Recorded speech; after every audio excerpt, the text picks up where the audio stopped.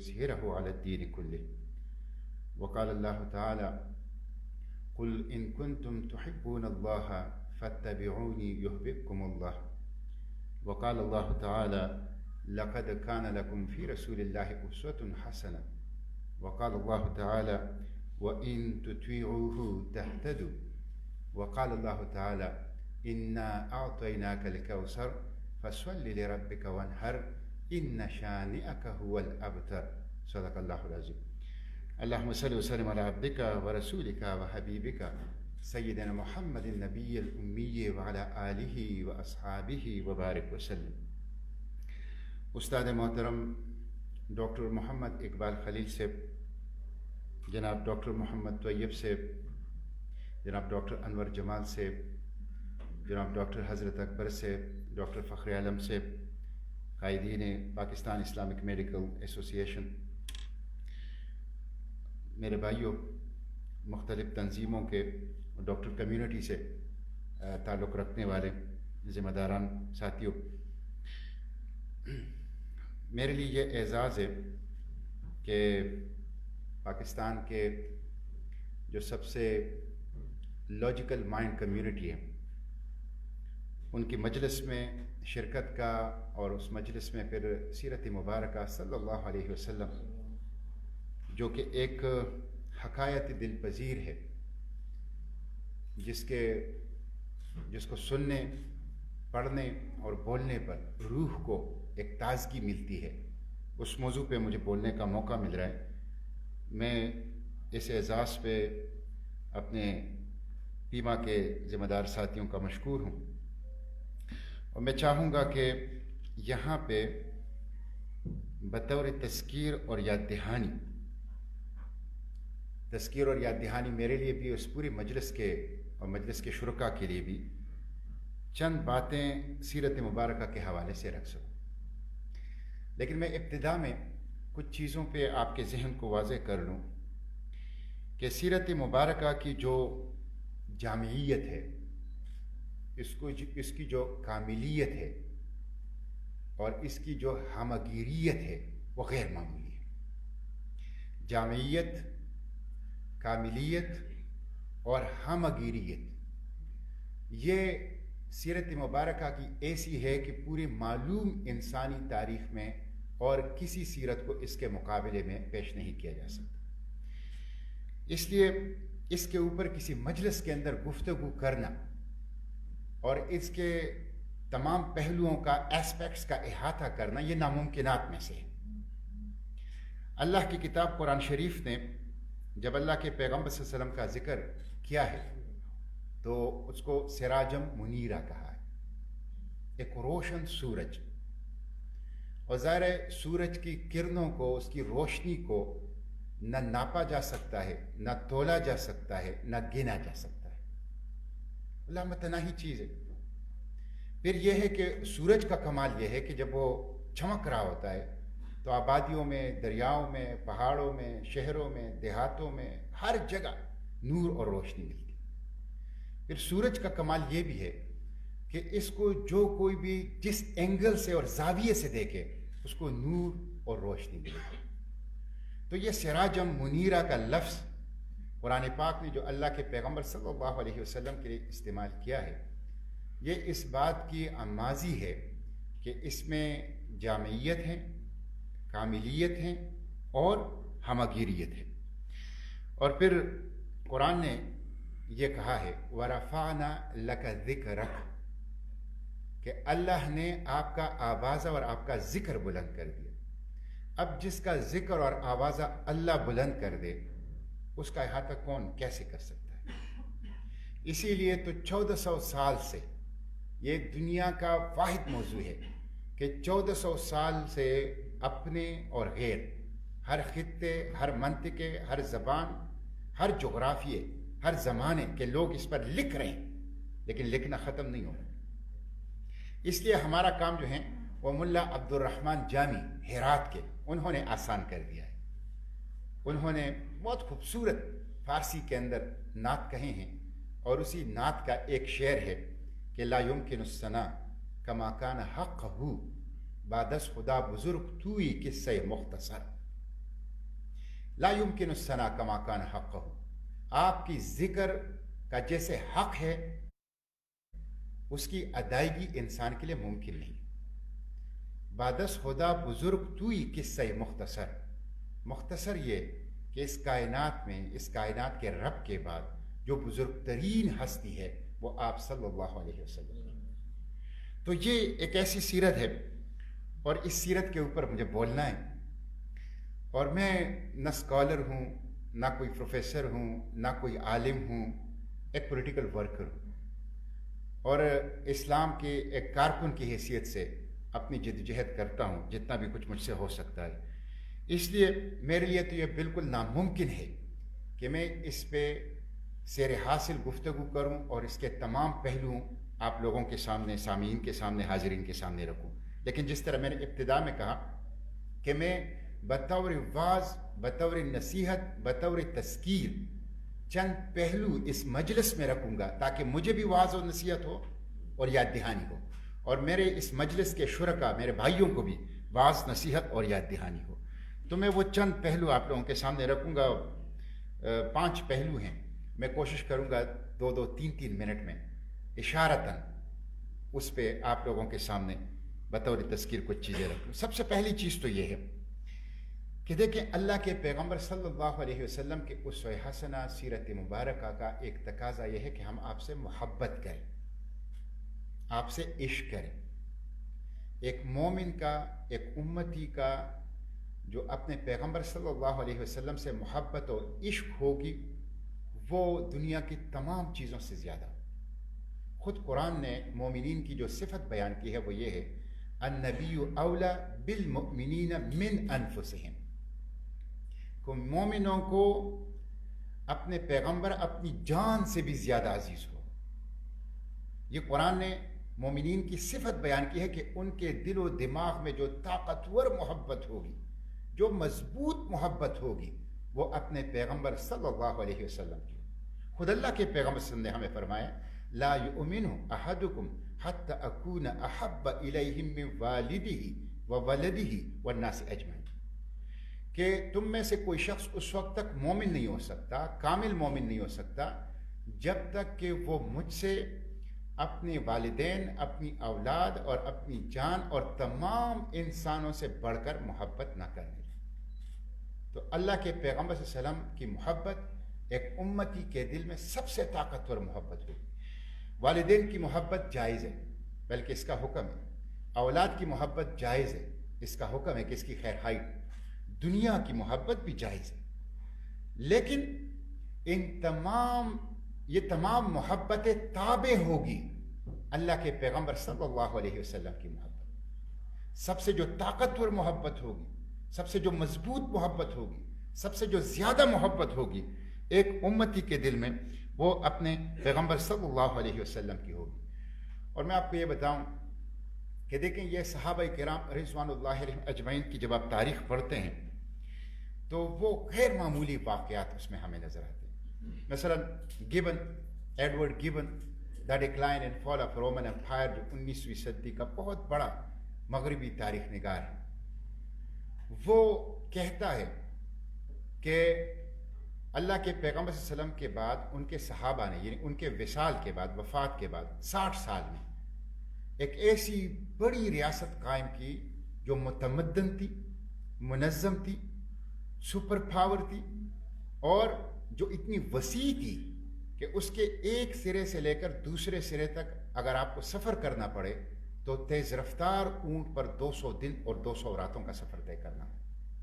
وہ کہتے ہیں کہ یہ کیوں ہوا؟ یہ صحابہ کرام رضوان اللہ علیہم اجمعین اسوہ حسنہ کے وابستگی، ان سے تعلق، اس سے محبت، اس سے عشق۔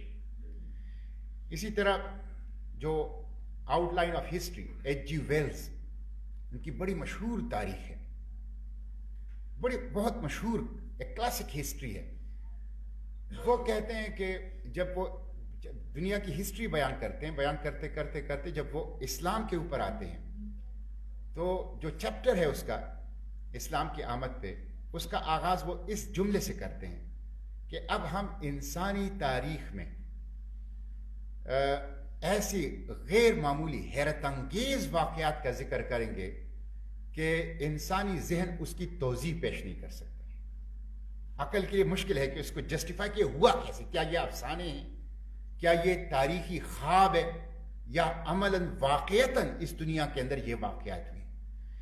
پھر آپ دیکھیں کہ نیپولین بہت بڑے جرنیل ہے. یورپ کے اندر اپنے حریفوں کے لیے ایک ڈرانا خواب تھا. جب اسے قید کیا گیا اور اٹلانٹک اوشن میں سینٹ ہیلینا جو ایک آئی لینڈ تھا اٹلانٹک اوشن کا، اس میں اس کو قید رکھا گیا، وہیں اس کی موت واقع ہوئی. تو وہاں اس نے یادداشتیں لکھی. تو اس یادداشتوں کے اندر وہ جب صحابہ کرام رضوان اللہ علیہم اجمعین کا ذکر کرتے ہیں تو ان کے کارناموں پر رشک کا اظہار کرتے ہیں، رشک کا. اب آپ دیکھیں یہ ساری چیزیں اگر آپ یہ دیکھیں تاریخ میں بڑے واقعات آئے ہیں. اللہ کے پیغمبر صلی اللہ علیہ وسلم کے وصال کے بعد صحابہ کرام کے ذریعے سے اس میں بنیادی طور پر وہ محبت، وہ عشق، وہ والہانہ وابستگی جو اللہ کے پیغمبر صلی اللہ علیہ وسلم کے ساتھ ان کا تھا اور جس نے ان کو مجبور کیا کہ اس مشن کو، اس اسوے کو، اس زندگی کو فالو کریں اور اس کی اتباع کریں. دیکھیں عمر بن العاص فاتح مصر ہیں، لیکن وہ کہا کرتے تھے کہ جب ان سے کوئی پوچھتا تھا کہ اللہ کے پیغمبر صلی اللہ علیہ وسلم کیسے تھے تو وہ کہا کرتے تھے کہ مجھے نہیں علم، حالانکہ اونچے مرتبے کے صحابی ہیں. لیکن وہ پھر جواب دیتے تھے کہ مجھے اس لیے علم نہیں ہے کہ میں نے کبھی آنکھ بھر کر رخ مبارک کی طرف دیکھا ہی نہیں. آپ صلح حدیبیہ کے موقع پہ عروہ بن مسعود ثقفی کے واقعے کو لے لیں کہ جب وہ آیا صلح حدیبیہ کے موقع پہ اور اس نے سفارتکاری کی، اور سفارتکاری کے آڑ میں انہوں نے دراصل بنیادی طور پر حالات معلوم کرنے کے لیے اور معلومات کو اکٹھا کرنے کے لیے کہ کیسی صورتحال ہے دشمن کے کیمپ کی، اس کی نظر سے آئے تھے. اور جب واپس جا کے وہ مکہ کے اندر مشرکین مکہ کی مجلس میں رپورٹ پیش کرتے ہیں تو کہتے ہیں کہ دیکھیں اللہ کے پیغمبر صلی اللہ علیہ وسلم کے صحابہ ان کے سامنے ایسے احترام کرتے ہیں کہ جب وہ کوئی گفتگو فرماتے ہیں تو وہ ایسے خاموش ہوتے ہیں، ایسی سکوت ہوتی ہے جیسے یہ پتھر ہیں، بے جان پتھر ہیں. جب وہ کسی چیز کا حکم دیتے ہیں تو ایسے اس کے پیچھے دوڑتے ہیں جیسے تیر کمان سے نکل جاتا ہے، اور آپ کہیں گے کہ ابھی اس کے اوپر ایک دوسرے سے لڑ پڑیں گے. اور جب وہ وضو فرماتے ہیں تو ان کے پانی کو، مستعمل پانی کو زمین پہ نہیں گرنے دیتے، ہوا میں روک کے اپنے بدن پہ ملتے ہیں. اور پھر انہوں نے کہا مشرکین مکہ سے کہ دیکھیں میں بہت جہان دیدہ آدمی ہوں اور گھوما پھرا ہوں. میں نے کیسر کا دربار دیکھا ہے، میں نے کسرا کا دربار دیکھا ہے، میں نے نجاشی کا دربار دیکھا ہے، لیکن جو محبت اور جو عقیدت اور جو اتباع اور جو عشق اور جو تقلید اور جو پیروی اصحاب محمد صلی اللہ علیہ وسلم میں حضرت محمد صلی اللہ علیہ وسلم کی ہے وہ کسی بادشاہ کا اپنی درباریوں میں نہیں. اس لیے ان سے نہ لو. یہ آپ دیکھیں نا جنگ احد کے موقع پہ اللہ کے پیغمبر صلی اللہ علیہ وسلم جب محاصرے میں گر گئے، آپ نے فرمایا کہ کون دشمنوں کے مقابلے میں میری دفاع کریں. تو تاریخ نگار لکھتے ہیں کہ 7 صحابہ ایک ایک کر کے اٹھے، اپنے پیغمبر کی دفاع میں لڑے اور وہیں پہ شہید ہو کے اپنا سر قدم مبارک میں رکھ لیا. یہ بہت بڑی محبت ہے، عشق ہے. پھر آپ دیکھیں اسی غزوہ احد کے موقع پہ تاریخ نگار ہمیں بتاتے ہیں کہ ایک خاتون ہے، اس کو اللہ کے پیغمبر صلی اللہ علیہ وسلم نے خاتون احد کہا، ام عمارہ، اور فرماتی ہیں کہ وہ پانی پلاتی تھی، زخمیوں کی دیکھ بھال کرتی تھی، لیکن جب اللہ کے پیغمبر صلی اللہ علیہ وسلم مشکل میں اور خطرے میں آ گئے تو پانی پلانا چھوڑ دیا اور تلوار اٹھا کے سیکیورٹی دستے میں شامل ہو گئی اور ایسی لڑی کہ خود اللہ کے پیغمبر سے فرمایا کہ احد کے دن میں جس طرف بھی دیکھتا تھا عمارہ ہی عمارہ نظر آتی تھی. تو یہ محبت ہے، یہ عقیدت ہے، یہ عشق ہے جو صحابہ کے اندر تھا، اور اسی عشق نے ان کے اندر وہ قوت اور طاقت بھر دی کہ وہ مشن کو بھی اپنا سکے، وہ ان تعلیمات کو بھی اپنا سکے، اور وہ اس راستے میں ہر مشکل کو، مصیبت کو برداشت کر سکے. تو سب سے پہلی چیز بحیثیت امتی ہمیں اپنے دلوں میں اپنے پیغمبر صلی اللہ علیہ وسلم کی محبت کا، ان کی عقیدت اور ان کے عشق کے طاقتور جذبے کو موجزن کر رکھنا چاہیے، اس کی فکر کرنی چاہیے. ایک امتی کی حیثیت سے ہمیں سب سے زیادہ محبت اپنی اولاد سے، اپنی والدین سے، اپنی ذات سے، اپنی لیڈر سے، اپنی پارٹی سے، اپنی عہدے سے، اپنی منصب سے، اپنی خوابوں سے، اپنی امیدوں سے، آرزوؤں اور امنگوں سے، ان سب سے طاقتور محبت جو ہماری ہوگی ہمارے دلوں میں، وہ اپنے پیغمبر صلی اللہ علیہ وسلم کی. ایک چیز تو یہ. دوسری چیز، اس محبت کا تقاضا کیا ہے؟ کیا اس محبت کا تقاضا ربیع الاول میں سیرت کانفرنس کا انعقاد ہے، یا ربیع الاول میں سرکاری عمارات پر قمقمے روشن کرنا ہے، یا چند رسومات کی انجام دہی ہے؟ دیکھیں، اس حوالے سے اللہ کے پیغمبر صلی اللہ علیہ وسلم نے ہماری رہنمائی کی ہے. آپ صلی اللہ علیہ وسلم نے فرمایا، من احب سنتی فقد احبنی ومن احبنی کان معی فی الجنہ. من احب سنتی فقد احبنی، جس نے میری سنت سے محبت کی اس نے مجھ سے محبت کی، اور جس نے مجھ سے محبت کی وہ میرے ساتھ جنت میں ہوگا. تو اللہ کے پیغمبر صلی اللہ علیہ وسلم سے محبت کا تقاضا یہ ہے کہ ان کے سنت، ان کی سیرت، ان کے اسوے، ان کے مشن، ان کے مقاصد کے لیے اسی طرح جدوجہد کی کوشش کی جائے جس طرح ہمیں سیرت مبارکہ اور اسوہ حسنہ کے اندر نظر آتی ہے. دیکھیں، ایک دفعہ مشکات شریف کی ایک حدیث ہے کہ اللہ کے پیغمبر صلی اللہ علیہ وسلم وضو فرما رہے تھے، جس کو ہم پشتوں میں چار دام کہتے ہیں. تو صحابہ ان کے مستعمل پانی کو اٹھا کے اپنے ہاتھوں پہ روک کے اپنے جسم پہ ملتے تھے. تو اللہ کے پیغمبر صلی اللہ علیہ وسلم نے ان سے پوچھا کہ آپ لوگ یہ کام کیوں کرتے ہیں؟ انہوں نے کہا کہ اللہ کے رسول صلی اللہ علیہ وسلم، ہمیں آپ سے محبت ہے، اور آپ کے مستعمل پانی کو برکت کے لیے ہم اپنے ہاتھوں پہ روک کے اپنے جسم پہ ملتے ہیں. تو آپ صلی اللہ علیہ وسلم نے ان کو اس سے روکا نہیں، لیکن ان کو فرمایا کہ دیکھیں کہ جو شخص یہ چاہے کہ میں اللہ کے پیغمبر سے محبت کروں، یہ بڑی اہم بات ہے. جو شخص یہ چاہے کہ میں اللہ کے پیغمبر سے محبت کروں، اور جو شخص یہ چاہے کہ اللہ کے پیغمبر بھی مجھ سے محبت کرے. ہم میں سے کون یہ نہیں چاہتا؟ ہم سب کا یہ دعویٰ بھی ہے کہ ہم اللہ کے پیغمبر سے محبت کرتے ہیں، اور ہماری یہ آرزو ہے کہ اللہ کے پیغمبر بھی ہم سے محبت کرے. تو فرمایا کہ جو یہ چاہیں کہ اللہ کے پیغمبر سے اس کی محبت ہو اور اللہ کے پیغمبر بھی ان سے محبت کریں، تو انہیں چاہیے کہ جب بولے تو سچ بولے. انہیں چاہیے کہ جب اس کے ساتھ کوئی امانت رکھی جائے تو مطالبے پر اس کو واپس کرے. انہیں چاہیے کہ اپنے پڑوسیوں سے اچھا سلوک کرے. دیکھیں، محبت کا عملی اظہار بتا دیا. بولنا، سچ بولنا. سچی تو پشتو میں جو کہا جاتا ہے نا کہ دا مارخ پدا اور دا مرغے پیری، سچ ہی تو نایاب ہے. صداقت اور سچائی ہی تو آج امت کے اندر نہیں مل رہی. فرمایا کہ جو چاہے کہ اللہ کے پیغمبر سے محبت کرے اور اللہ کے پیغمبر بھی ان سے محبت کرے، تو جب بولے تو سچ بولے. جب اس کے پاس کوئی امانت رکھی جائے تو مطالبے پر واپس کرے. امانت، امین اور دیانت، امانتوں کی حفاظت، خواہ وہ مناسب کی صورت میں ہو، خواہ وہ مادی دولت کی صورت میں ہو، خواہ وہ کسی راز کی صورت میں ہو. امانتوں کی حفاظت، امانتوں کی حفاظت ہی تو نہیں ہے. اور اپنے پڑوسی سے حسن سلوک. پڑوسی گھر کا بھی ہے، پڑوسی دکان کا بھی ہے، پڑوسی ساتھ سفر کرنے والا بھی ہے، پڑوسی تھوڑے وقت کے لیے، زیادہ وقت کے لیے، جو بھی آپ کے ارد گرد ہے وہ آپ کا پڑوسی ہے. اس کے ساتھ اچھا سلوک کرے، اچھا سلوک کرے. تو یہ اللہ کے پیغمبر صلی اللہ علیہ وسلم نے محبت کا، عقیدت کا اور عشق کا جو عملی اظہار ہے وہ بتا دیا. تو اس کا عملی اظہار کیا ہے؟ اس کا عملی اظہار یہ ہے کہ ہم اسوہ حسنہ کو، سیرت مبارکہ کو فالو کریں. یہ اسوہ حسنہ اور سیرت مبارکہ کیا ہے جس کے بہت تذکرہ ہم سنتے ہیں؟ دیکھیں، سیرت مبارکہ صرف یہ نہیں ہے کہ ہم یہ کہیں کہ اللہ کے پیغمبر راستے پر کیسے چلتے تھے ہم ان کی طرح راستے پر چلیں. آپ صلی اللہ علیہ وسلم کھانا کیسے تناول فرماتے تھے ہم اس طرح کھانا کھائیں. آپ آرام کیسے فرماتے تھے ہم اس طرح آرام کریں. یہ بھی سیرت ہے، لیکن یہ سیرت کے اجزاء ہیں. وہ سیرت جو کل ہے، وہ سیرت جس کی اتباع کا حکم دیا ہے قرآن و سنت نے، وہ سیرت آپ کا مشن ہے.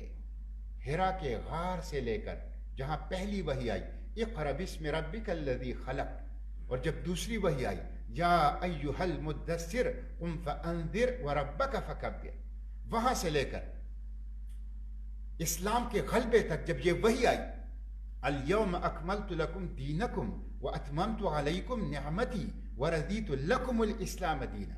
حجرہ حضرت عائشہ صدیقہ، چھوٹا سا مٹی کا گھر، حجرہ عربی میں مٹی کے کچے کمرے کو کہا جاتا ہے، جو حضرت عائشہ صدیقہ رضی اللہ عنہا ام المومنین کا گھر تھا، جہاں آپ بیمار ہوئے، جہاں آپ کا وصال ہوا، جہاں آپ کی تدفین ہوئی.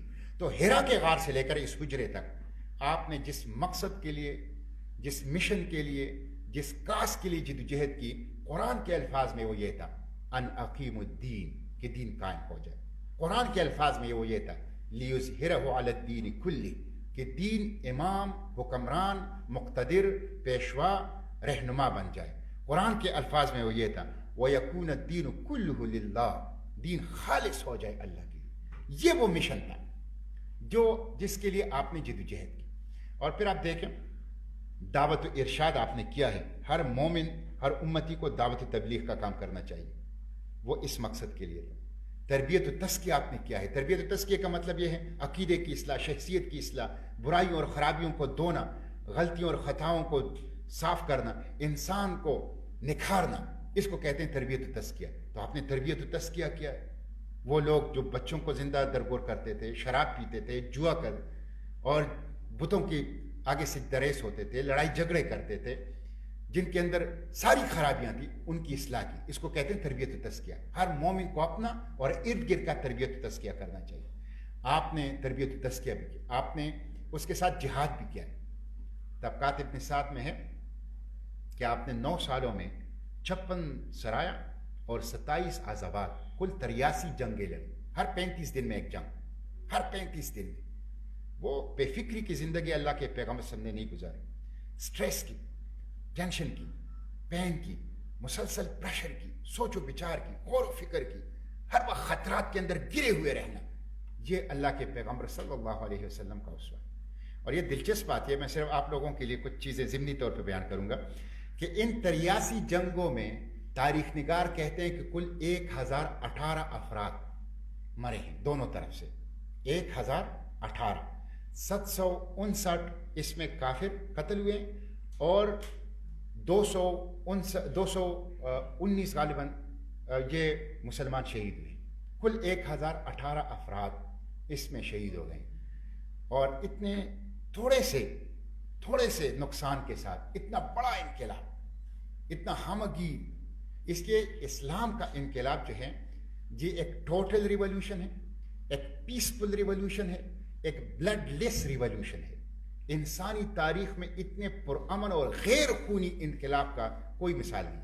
آپ دیکھ لینا فرینچ ریولوشن، جو کہ ہماری جدید لٹریچر میں ایک نام ہے، آپ کو پتہ ہے اس میں 66 لاکھ انسان قتل ہوئے، اور پہلی مرتبہ انسان نے انسانوں کو قتل کے لیے مشین ایجاد کیا جو پیرس کے عجائب گھر میں موجود ہے، جس کو کہتے ہیں گلوٹین۔ انسانوں کو، جو مخالف انقلاب انسان تھے، ان کو قطار میں اس مشین سے گزارا جاتا تھا، سر ایک طرف گرتا تھا اور دڑ دوسری طرف گرتا تھا، اس کو کہتے ہیں گلوٹین۔ پہلی مرتبہ اس انقلاب نے گلوٹین کی ایجاد کی۔ پھر اسی طرح آپ دیکھیں کمیونسٹ انقلاب، کمیونسٹ انقلاب میں 1 کروڑ انسان یا قتل ہوئے یا سائبیریا بھیج دیے گئے، جہاں برفانی موسم کی وجہ سے وہ خود بخود مر گئے۔ فرسٹ ورلڈ وار 1 کروڑ انسان قتل ہوئے، سیکنڈ ورلڈ وار 5 کروڑ انسان قتل ہوئے۔ 1800 سے لے کر 1900 تک 100 سالوں میں مغربی ممالک نے 10 کروڑ انسانوں کو غلام بنا کر اس کو امریکہ اور دوسرے مقامات پر فروخت کر دیا، اور ان سے اتنی سخت مشقت لی کہ وہ مر گئے۔ 10 کروڑ انسان اس پوری صدی میں بر اعظم افریقہ کی آبادی ڈراسٹکلی گر گئی۔ تو یہ وہ لوگ جو مطلب جس کو کہتے ہیں نا کہ جن کے ہاتھوں سے انسان کا خون بہہ رہا ہے، جس کی تاریخ خون سے رنگین ہے، وہ کہتے ہیں اسلام تلوار کے ذریعے بوئی ہو آتی ہے اس قوم کے افسانوں سے۔ وہ ہمیں کہتے ہیں، حالانکہ یہ اسلام کا جو ریولوشن ہے وہ سب سے پرامن اور سب سے بلڈ لیس، غیر خونی جو ہیں وہ انقلاب تھا۔ تو یہ اللہ کے پیغمبر صلی اللہ علیہ وسلم نے دین کو قائم کرنا اور دین کو غالب کرنا، اس کے لیے جدوجہد کی، دعوت و تبلیغ بھی، تربیت و تزکیہ بھی، جہاد بھی۔ اور دین کیا ہے؟ دیکھیں دین جو ہے، ان الدین عند اللہ الاسلام، دین وے آف لائف ہے، جو طرز زندگی، انداز زندگی اللہ کی طرف سے، اللہ کے پیغمبر صلی اللہ علیہ وسلم کے ذریعے سے آئی ہے، اور جس کی تفصیلات قرآن سنت میں ہے، اور جس کا نام اسلام ہے، وہ ہے دین۔ اس دین میں عقیدے سے لے کر شخصیت تک، معاملات تک، عبادات تک، سیاست، ریاست، حکومت اور مملکت تک، معیشت اور عدالت تک، بین الاقوامی تعلقات تک انسانی زندگی کے انفرادی اور اجتماعی تمام دائروں کے لیے تعلیمات موجود. اس کو کہتے ہیں الدین. اس دین کو جس کا نام اسلام ہے اور جو اللہ کی طرف سے اللہ کے رسول کے ذریعے سے آیا ہے اور جس کی تفصیلات قرآن و سنت ہے, اس کو قائم کرنا اور پھر اس کو امام, حکمران, مقتدر اور پیشوا بنانا, یہ اللہ کے پیغمبر صلی اللہ علیہ وسلم کا مشن تھا. دیکھیں اس میں کچھ چیزیں میں آپ لوگوں کو بیان کر لوں. جو میں نے کہا نا کہ میں چند اشارے کروں گا ایسپیکٹ. یہ جو دین کے قیام اور غلبے کے مختلف مراحل ہیں, اس میں ایک مرحلہ ہجرت بھی ہے. اور ہجرت میں آپ کو بتاؤں کہ انسانی تاریخ کا غیر معمولی واقعہ ہے. آپ کو پتہ ہے حضرت عمر رضی اللہ عنہ نے مسلمانوں کے کیلنڈر کا آغاز فتح مکہ سے نہیں کیا, ہجرت سے کیا. اس لیے ہم اس کو ہجری کیلنڈر کہتے ہیں, اس لیے کہ ہجرت غیر معمولی واقعہ ہے. ہجرت نے انسانی تاریخ کا رخ موڑ دیا. ہجرت کے نتیجے میں اسلام مقامی, علاقائی اور عالمی طاقت بننے کے راستے پر چل پڑا. ہجرت. اچھا, یہ ہجرت ہوا کیسے؟ یہ ہجرت ہوا یہ کہ جب مدینہ کے کچھ 73 لوگ آئے تھے, جس کو تاریخ نگار کہتے ہیں بیعت عقبہ ثانیہ, the second pledge of the Aqaba, بیعت عقبہ ثانیہ. اس میں 2-3 خواتین تھی, کچھ مرد تھے, 73 لوگ تھے, خود 72-73 لوگ تھے. انہوں نے اللہ کے پیغمبر صلی اللہ علیہ وسلم سے عہد کیا کہ آپ مدینہ تشریف لائیں اور ہم آپ کی حفاظت کا وعدہ کرتے ہیں. ہم اپنے سرداروں کا قتل گوارا کریں گے, ہم معیشت کی تباہی گوارا کریں گے, ہم دنیا کے سرخ و سفید اور کالوں کے مقابلے میں آپ کا دفاع کریں گے, آپ آ جائیں ہمارے پاس. جب یہ عہد ہو گیا, اس کو کہتے ہیں the second pledge of the Aqaba, تو آپ جو ہیں مدینہ تشریف لے گئے اور آپ ہجرت. یہ جو ہجرت ہوئی, اس میں صرف 2 چیزوں کی طرف اشارہ کرتا ہوں. ایک تو جب ہجرت ہو رہی تھی تو آپ نے حضرت علی رضی اللہ عنہ کو اپنے بستر پہ, جو مشہور واقعہ ہے, لٹھایا. حالانکہ بڑا تھریٹ تھا, خطرہ تھا, دشمن نے گھیرا کر لیا تھا, اور دشمن نے گھیرا کر لیا تھا بہترین نوجوان, بہترین ہتھیار اور ہر قبیلے کے, تاکہ کسی کے اوپر ذمہ داری نہ ہو. آپ نے سورہ یاسین کی تلاوت کرتے ہوئے ان کے اوپر ریت پھینکی اور ان کے درمیان سے نکل گئے, اور حضرت علی کو لٹھایا کہ صبح جو ڈپازٹس ہیں لوگوں کے, جو لوگوں کی امانتیں ہیں, وہ ان تک حوالے کر. ڈاکٹر حمید اللہ مرحوم نے کیا خوبصورت بات اس پہ لکھی ہے. وہ کہتے ہیں کہ یہ اللہ کے پیغمبر صلی اللہ علیہ وسلم کی سیرت کا وہ پہلو ہے جس تک انٹرنیشنل لا ابھی تک نہیں پہنچی ہے. انٹرنیشنل لا ابھی تک اس منزل تک پہنچی نہیں ہے, اور ریاستوں کے اور افراد کے ڈپازٹس کو, اس کی اپنی حربی دشمن, اپنی خون کے پیاسے دشمنوں کی امانتوں کی بھی حفاظت کرنا, اس تک ابھی انٹرنیشنل لا نہیں پہنچی. اور وہ کہتے ہیں کہ جب ایران کا انقلاب آیا تو ویسٹرن کنٹریز اور امریکہ نے ایران کے تمام ایسٹس جہاں بھی تھے اس کو ضبط کر لیا, لیکن ابھی بھی ضبط ہے. لیکن اللہ کے پیغمبر صلی اللہ علیہ وسلم نے ان دشمنوں کو جنہوں نے ان کے گھر کا گھیراؤ کیا تھا, ان کے بارے میں اپنے چچا زاد کو اپنا نائب بنا کے ذمہ داری کیا, ڈپازٹس واپس کر کے سب تک پہنچا کے پھر واپس آنا. یہ ایک واقعہ. پھر ہجرت کا دوسرا واقعہ پھر آپ یہ دیکھ لیں کہ ہجرت میں جب آپ جا رہے تھے, یہ جو محبت کی بات میں نے کی نا, تو آپ جا کے دشمن کو آپ غار ثور میں چلے گئے, اور مجھے اللہ تعالیٰ نے یہ موقع دیا کہ میں ابھی 3-4 سال پہلے غار ثور خود چڑھ کے گیا ہوں, اور وہاں پہ کچھ وقت میں نے گزار لیا. غار ثور بہت اونچا ہے, بالکل ہائٹ پہ, اور یہ مکہ اور یہ پورا علاقہ اس سے بالکل ایسے نظر آتا ہے, بالکل سامنے. تو غار ثور میں جب کھوج لگانے والا جب آپ تک پہنچ گیا, اور ظاہر 100 سرخ اونٹوں کا اعلان تھا, 100 سرخ اونٹ بڑے نایاب تھے, جس طرح آج کل کے آپ سے بڑے بڑے لینڈ کروزر آپ سمجھ لیں لیٹسٹ ماڈل کے, اسی طرح کی بڑی نایاب چیز تھی سرخ اونٹ, 100 سرخ اونٹ, زندہ یا مردہ. تو ظاہر لوگ جو ہیں وہ شکاری کتوں کی طرح لگے تھے. تو کھوجی جو ہیں وہاں پہ پہنچ گیا. جب وہاں پہنچ گیا تو اللہ کے پیغمبر صلی اللہ علیہ وسلم ابوبکر صدیق غار میں تھے, تو ڈاکٹر مناظر احسن گیلانی نے بڑی خوبصورت بات اس پہ لکھی ہے. وہ کہتے ہیں کہ ایک کبوتر تھا, اس نے اپنے گھونسلے میں انڈے دیے تھے, اور وہ کہتے ہیں حرم شریف میں جو کبوتر ہیں یہ اسی کبوتر کے نسل سے ہیں. اور ایک مکڑی تھی, انہوں نے وہاں پہ جالا تن دیا. تو جب وہ آئے اور ان کو غار سے نظر آ رہا تھا, اللہ کے پیغمبر صلی اللہ علیہ وسلم کو, حضرت ابوبکر صدیق کو ان کے پاؤں نظر آ رہے تھے, ان کی باتیں سن رہے تھے. انہوں نے دیکھا کہ کبوتر نے گھونسلہ بنا کے انڈے دیے ہیں, بیٹھی ہوئی ہے, اور مکڑی نے جالا بنایا ہوا ہے. تو انہوں نے کھوجی سے کہا کہ تمہارا دماغ خراب ہے, اس غار میں اگر کوئی ہوتا تو یہ گھونسلہ یہاں نہ ہوتا اور یہ مکڑی کا جالا نہ ہوتا.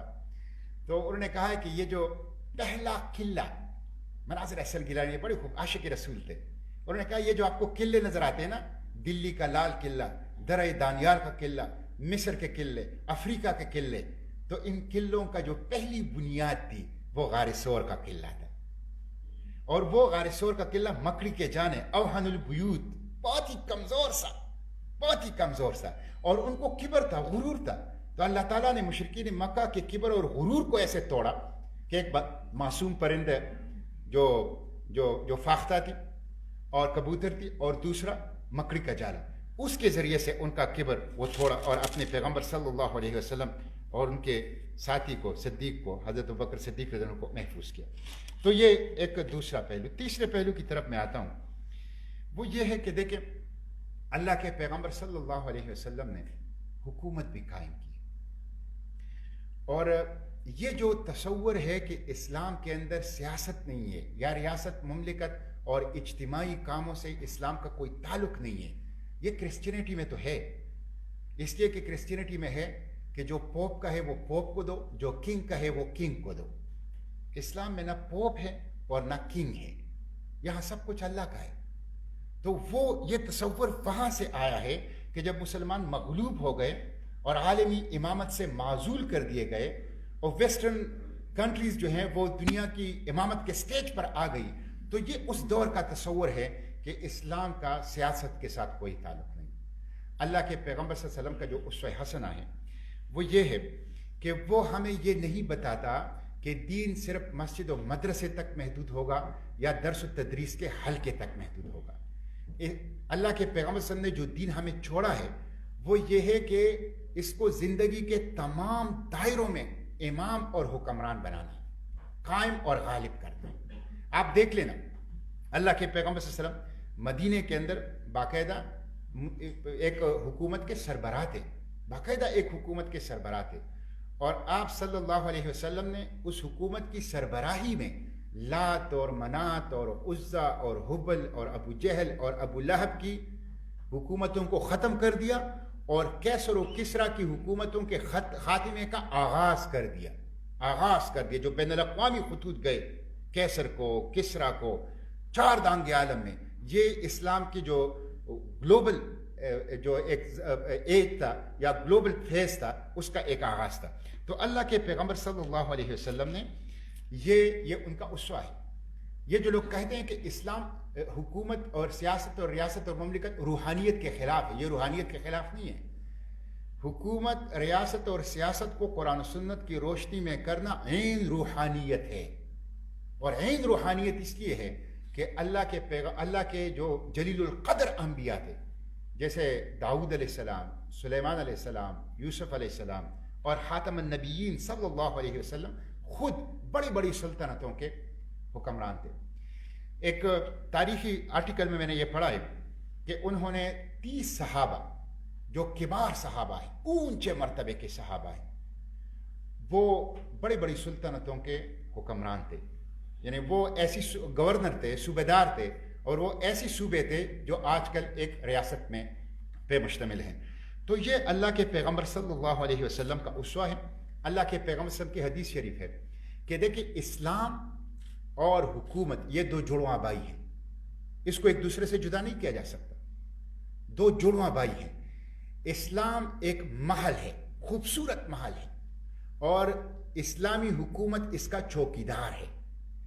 پیغمبر صلی اللہ علیہ وسلم نے فرمایا کہ جس محل کی بنیاد نہیں ہوتی وہ ڈہ جاتی ہے, اور جس محل کا چوکیدار اور نگران اور پاسبان نہیں ہوتا وہ لوٹ لیا جاتا ہے, تو اسلام کے اس محل کی نگرانی، پاسبانی اور چوکیداری وہ اسلامی حکومت کے ذریعے سے ہوگی. اسلامی حکومت کس لیے ہوتی ہے؟ قرآن نے اس کا منشور دیا ہے.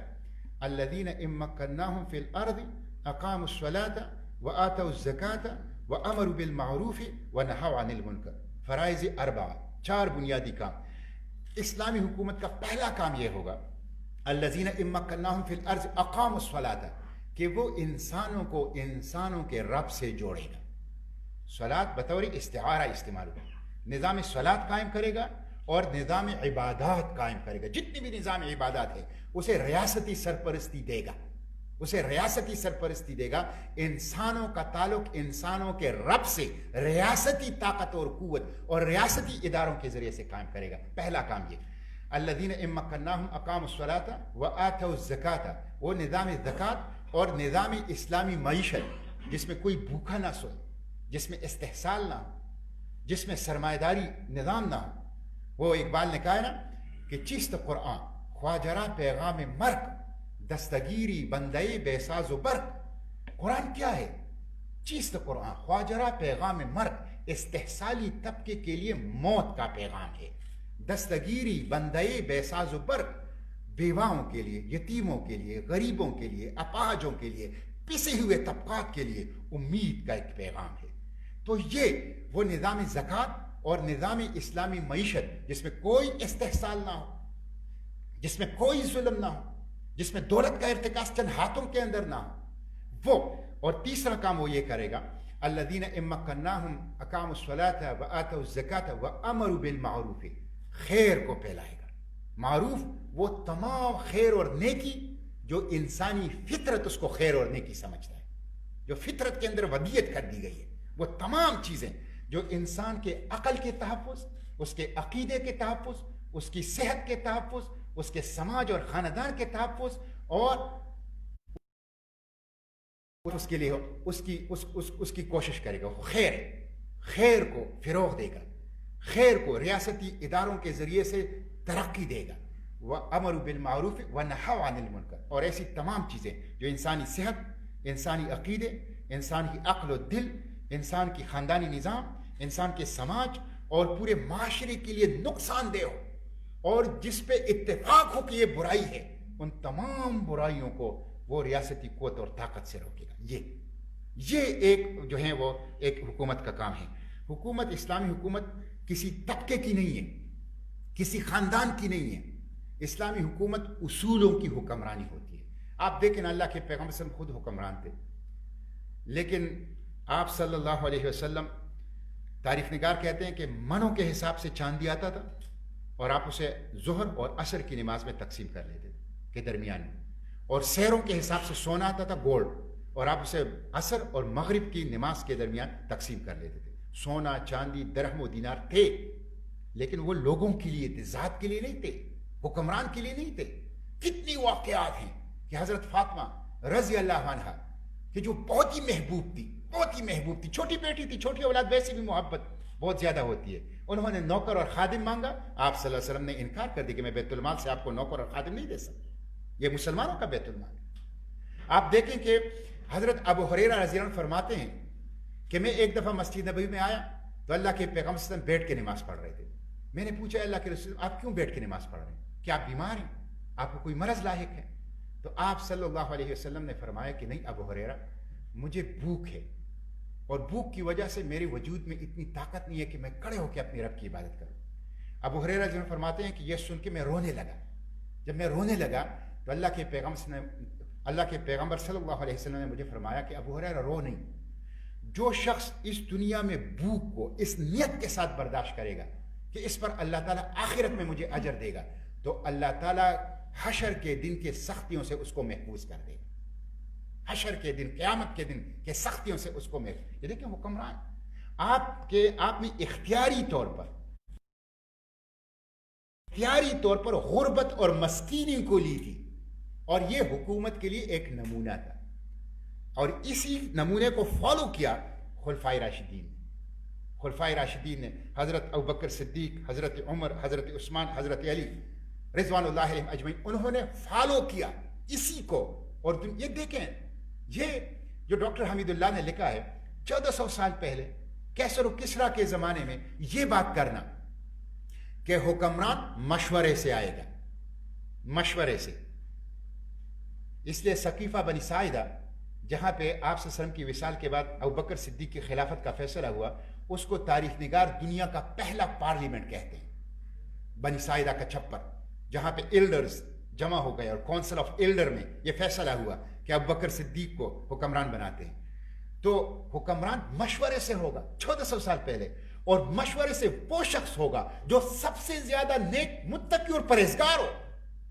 یہ عجیب و غریب تصور تھا کیسر و کسرا کے زمانے میں، جہاں پہ جو بندہ جتنا وحشی ہے، جتنا سروں کا مینار قائم کر سکتا ہے، جس کا جتنا خون بہا سکتا ہے میدان جنگ میں، جتنا بڑا بدماش ہے، اتنا ہی حکمران بننے کا اہل ہے. اس زمانے میں یہ تصور کہ مشورے سے، اور پھر یہ تصور کہ مشورے سے وہ جو سب سے زیادہ نیک اور متقی ہو، تو یہ اللہ کے پیغمبر صلی اللہ علیہ وسلم کا اسوہ ہے. اس لیے سیاست، ریاست اور مملکت اور حکومت گندا تالاب نہیں ہے کہ جو تصور کہ یہ گندا تالاب ہے اور شریف آدمی یہاں کیا کام کرے گا. یہ گندا تالاب نہیں ہے، یہ اللہ کے پیغمبر صلی اللہ علیہ وسلم کی میراث ہے. آپ جب ہجرت فرما رہے تھے مکہ سے مدینہ کی طرف، تو اس وقت یہ آیت نازل ہوئی اور آپ اس کی تلاوت کر رہے تھے. وَقُلْ رَبِّ أَدْخِلْنِي مُدْخَلَ صِدْقٍ وَأَخْرِجْنِي مُخْرَجَ صِدْقٍ وَاجْعَلْنِي مِن لَّدُنكَ سُلْطَانًا نَصِيرًا. اے اللہ ایک حکومت کو میرا مددگار بنا دے، اس کام میں، اس مشن میں، اس مقصد میں، اس نصف العین میں ایک حکومت کو میرا مددگار بنا دے. اقبال نے اسی کو کہا ہے کہ در شبستانی خرا خلوت گزید قوم و آئی نو حکومت آفرید اسکلیدی دین دری دنیا کشاد ہم چ او بطنی امی گیتی نزاد. اقبال نے کہا ہے کہ شبستان، ہیرا کے شبستان میں آپ خلوت گزین ہو گئے، آپ نے کنارہ کشی اختیار کر لی ہیرا کے کالے غار کے اندر، اور جب وہاں سے اتر کر آئے تو قوم و آئین و حکومت آفرید، اپنے ساتھ ایک قوم، ایک آئین اور ایک حکومت کو لے آئے. اسکلیدی دین دری دنیا کشاد، دین کی چابی سے آپ نے دنیا کا دروازہ کھولا، نفس کی چابی سے نہیں، شیطان کی چابی سے نہیں، دین کی چابی سے آپ نے دنیا کا دروازہ کھولا. اور اقبال کہتے ہیں کہ انسانی تاریخ میں کوئی ماں اس طرح کا انسان جن نہیں سکتی، پیدا نہیں کر سکتی. تو یہ اللہ کے پیغمبر صلی اللہ علیہ وسلم کا اسوہ حسنہ ہے. میں ایک اور پہلو سے اپنی بات مختصر سے کر کے آپ لوگوں سے پھر اجازت لوں گا.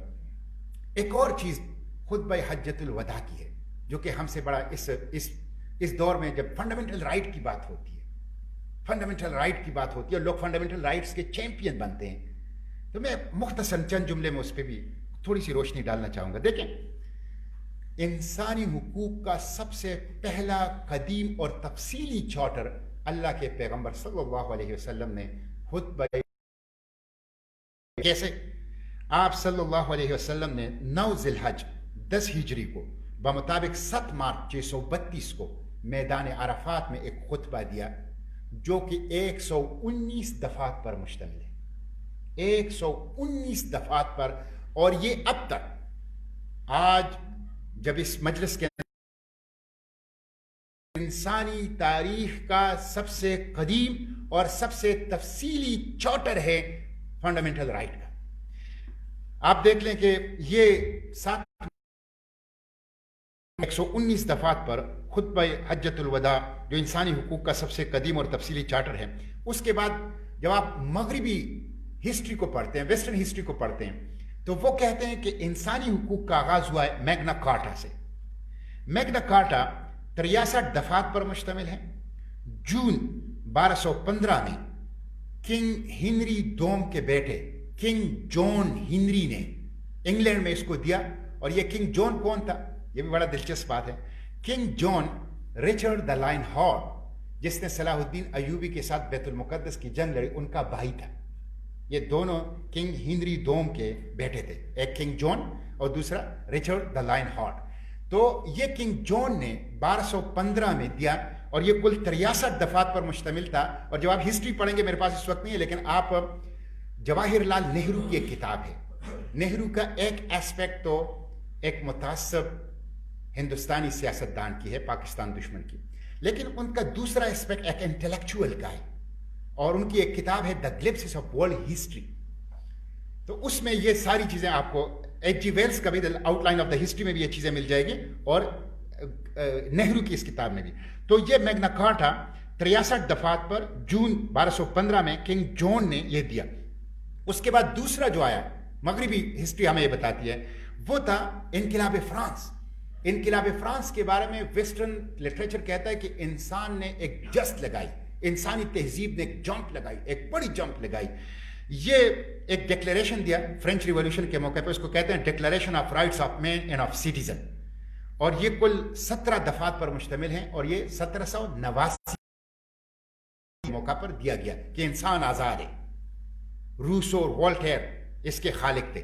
تو declaration of rights of man and of citizen 17 دفعات پہ 1789 میں. تیسرا جو ہے وہ جارج واشنگٹن نے امریکہ کی آزادی کے بعد دیا ہے, اس کو کہتے ہیں بل آف رائٹس, وثیقۂ حقوق, اور یہ بل آف رائٹس 15 دفعات پر مشتمل ہیں, اور یہ 1791 میں امریکہ میں دیا گیا.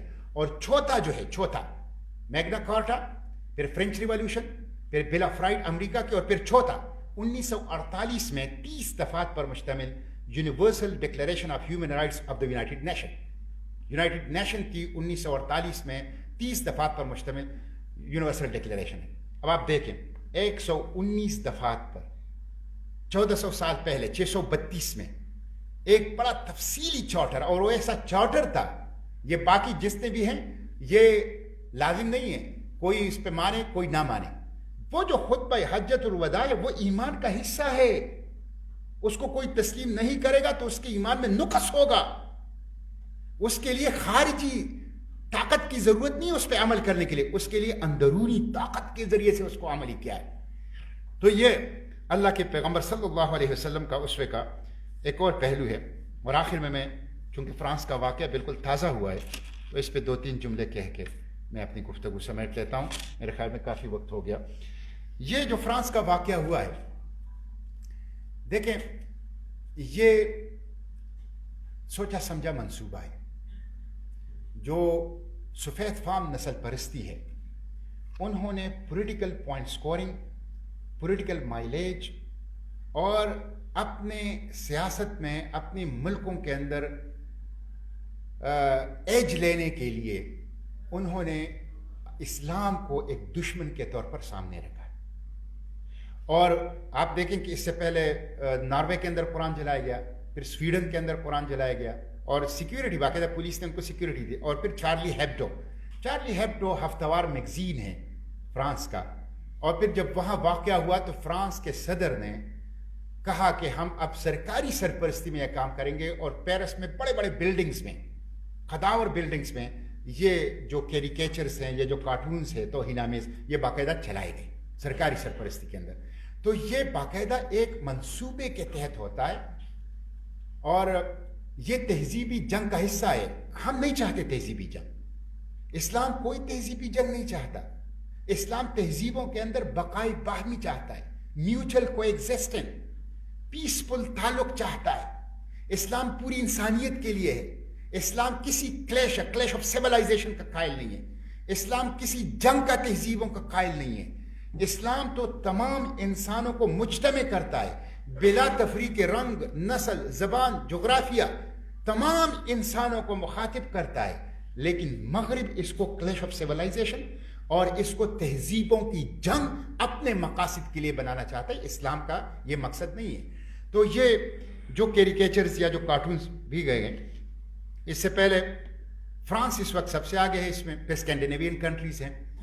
اس سے پہلے میکرون نے یہ کہا تھا کہ اسلام ریلیجن ان کرائسس, اسلام ایک بحران کا مذہب ہے اور اس کی وجہ سے پوری دنیا کے لیے وہ ایک مسئلہ بنا ہوا ہے.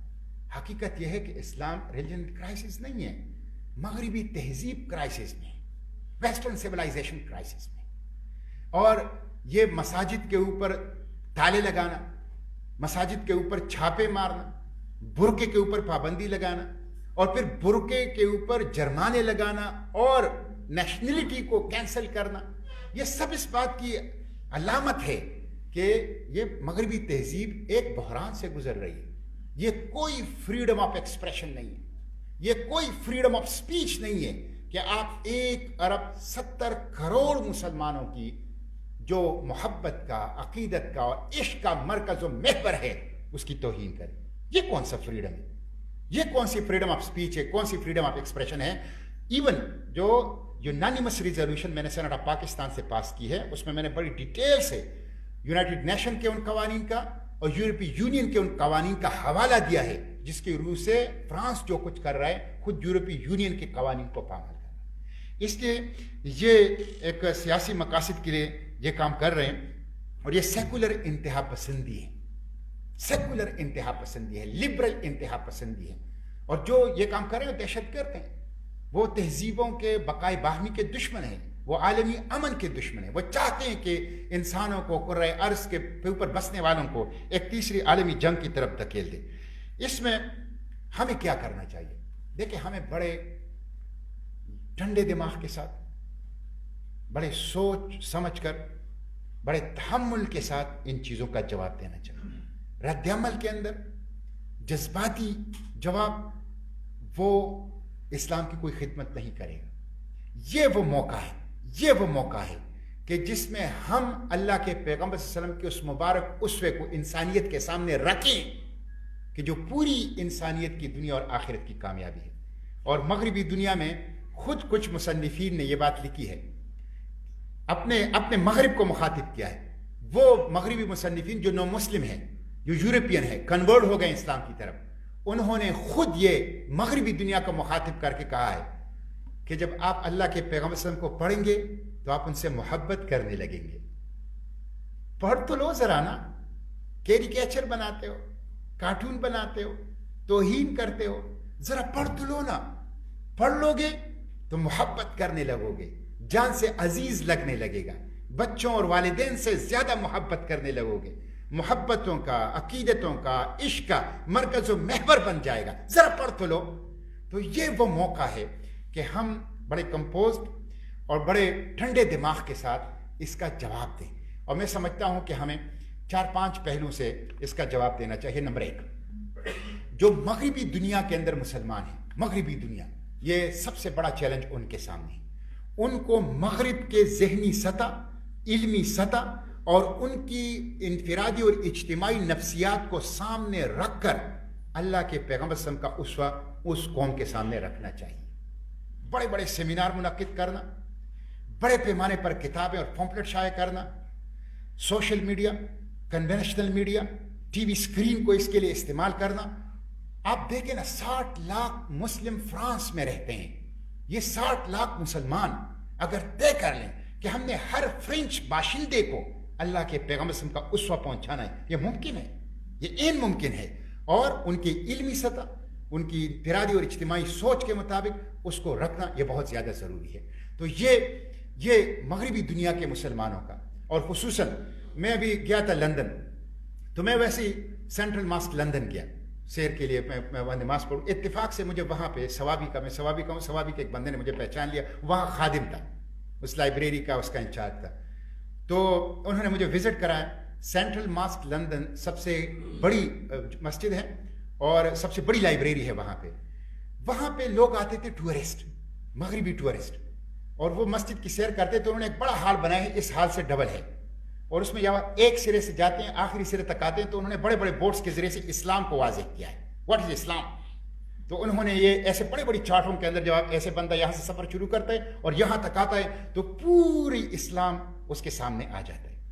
اور وہاں پہ باقاعدہ ایک بندے کی ذمہ داری ہوتی ہے کہ جو لوگ آتے ہیں ان کو لیکچر دیتے ہیں. تو جب میں گیا تھا تو وہاں برطانیہ کا ایک مقامی باشندہ ہے جو 25 سال پہلے مسلمان ہو گیا تھا، کوئی نام تھا ان کا، اور وہ وہاں پہ آ کے ان کو لیکچر دے رہا تھا. آپ یقین کریں میں اس لیکچر میں 10 منٹ کے لیے بیٹھا اور میں 2 دفعہ رویا.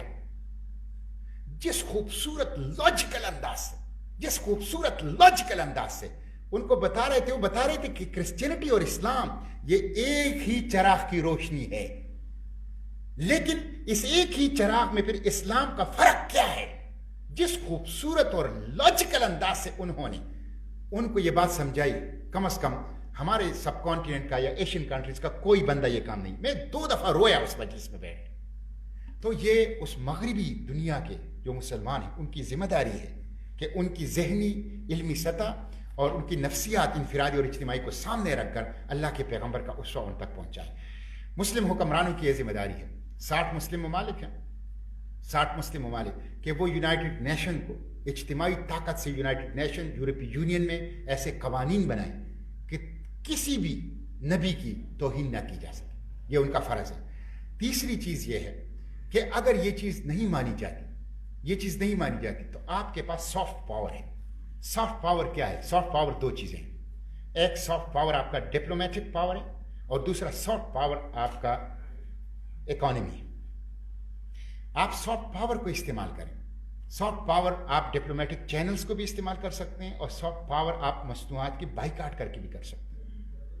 مصنوعات کا بائیکاٹ, اس کے نتیجے میں 1 ارب 70 کروڑ بہت بڑی منڈی ہے, بہت بڑی منڈی ہے.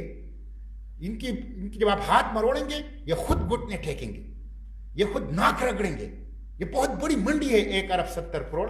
اور یہ دیکھیں طیب اردگان, یہ بی بی سی نے اس دن اپنے آرٹیکل میں طیب اردگان کے بارے میں لکھا ہے کہ ترکی کا جھگڑالو صدر, جھگڑالو نہیں ہے کوئی, ایک ایسا حکمران تو ملا ہے 8% گروتھ ریٹ. کرۂ ارض پر صرف 2 ممالک ہیں جو 8% گروتھ ریٹ کے ساتھ ترقی کریں, ایک چائنا اور دوسرا ترکی. اور گزشتہ 20 سال سے اردگان نے ترکی کو ایک ترقی کے شاہراہ پر ڈالا ہے. اور میں آپ کو یہ بتاؤں اس مجلس کے اندر کہ 2030 میں انشاءاللہ ترکی سپر پاور ہوگا. سپر پاور کے راستے پر جا رہے ہیں. وہ پوری امت کی ترجمانی کر رہا ہے, پوری امت کی احساسات اور جذبات کی. انہوں نے بڑی خوبصورت بات کی کہ اللہ کے پیغمبر صلی اللہ علیہ وسلم کی شان میں توہین کرنا اور پھر ریاست کا ایک سربراہ, آئینی سربراہ کی طرف سے ہونا, یہ اس بات کی علامت ہے کہ شخص ذہنی مریض ہے. اور فرانس کے لوگوں کو چاہیے کہ اس کا علاج کرائیں, اس کا علاج کرائیں. یہ بہت بڑی بات ہے. ایک ہیڈ آف دا اسٹیٹ کی طرف سے, کسی ہیڈ آف دا اسٹیٹ کے لیے ایک بڑے پولائٹ انداز میں یہ بات کہنا کہ بھائی تمہیں 1 ارب 70 کروڑ انسانوں کی جو مرکز و محور ہے عقیدت کا, اس کی توہین کر کے اسے فریڈم آف سپیچ کہہ رہے ہو. فریڈم آف سپیچ نہیں ہے, آپ کا دماغ خراب ہے, ذہنی توازن ٹھیک نہیں ہے, آپ کو علاج کرنا چاہیے. تو یہ وہ چیز ہے کہ جس کے ذریعے سے, اور آخری بات اس حوالے سے یہ کہ ہم خود سیرت کو پڑھیں, سیرت کا مطالعہ کریں, سیرت سے محبت کریں, پھر سیرت کو اپنی شخصیت کا حصہ بنائیں, اپنی روح میں جذب کریں, ان مقاصد کے لیے جدوجہد کو اپنی زندگی کا مقصد و نصب بنائیں. یہ سب سے طاقتور جواب ہے, یہ سب سے طاقتور جواب ہے. میں ایک دفعہ پھر پیما کے اپنے ساتھیوں کا شکریہ ادا کرتا ہوں, آپ بہت سے لوگوں کا شکریہ ادا کرتا ہوں کہ آپ نے اتنی صبر کے ساتھ اور اتنی حاضر دماغی کے ساتھ میری اس طویل گفتگو کو سنا اور میری اس سمع خراشی کو برداشت کیا. اللہ تعالیٰ آپ لوگوں کو اجر دیں. وآخر دعوانا الحمدللہ رب العالمین.